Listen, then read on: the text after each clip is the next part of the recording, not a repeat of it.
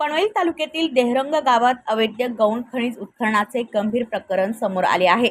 सर्वे क्रमांक 11/1 मध्ये तब्बल 1159 ब्रास माती आणि मुरुमाचे बेकायदेशीर उत्खनन झाल्याचे महसूल विभागाच्या पंचनाम्यात निष्पन्न झाले आहे। या प्रकरणी संबंधितांवर 68,46,938 रुपयांचा दंड ठोठावण्यात आला। मात्र धक्कादायक बाब म्हणजे आदेशाला 2.5 महिन्याहून अधिक काळ उलटूनही दंडाची वसुली झालेली नाही। इतकेच नव्हे तर दंडाची कारवाई झाल्यानंतरही संबंधित ठिकाणी माती उपसा आणि प्रकल्पाचे काम सुरू असल्याचा आरोप स्थानिक नागरिक आणि सामाजिक कार्यकर्ते करत आहेत।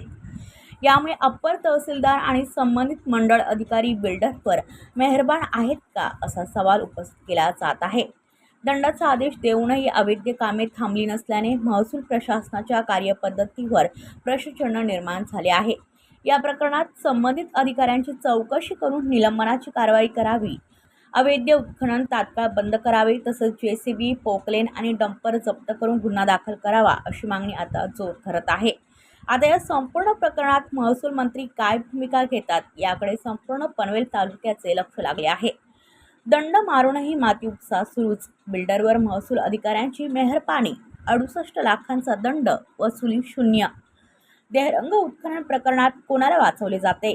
कारवाईचा फक्त दिखावा, उत्खनन मात्र राजरोस। ब्युरो रिपोर्ट पनवेल वार्ता न्यूज। आपल्या परिसरातील बातम्या आमच्यापर्यंत पोहोचवण्यासाठी स्क्रीनवर दिलेल्या क्रमांकावर संपर्क साधू शकता।